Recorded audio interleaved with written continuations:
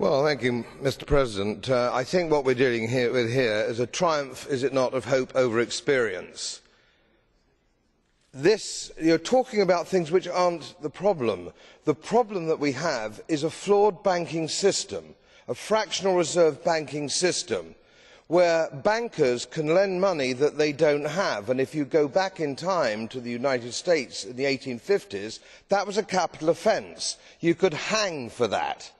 Now we have this extraordinary situation where we've had regulation, lots of regulation. It's been the wrong sort of regulation, hasn't it? And so we've had another disaster. And none of this is actually going to save us from another disaster down the line. It's bound to happen because we haven't addressed the real problems, and that is your fractional reserve banking system. We must have a commodity bank on the one hand, and an investment bank on the other hand.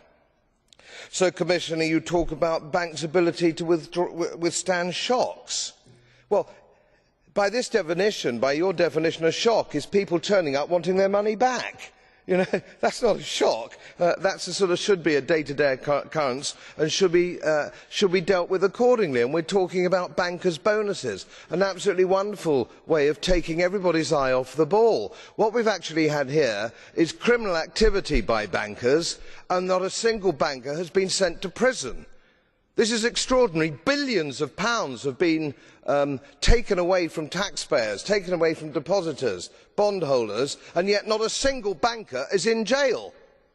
This is a disgrace. This is a disgrace. We really have to use the law of the land, not so much regulation, and printing money. And central banks are equally culpable, make no mistake.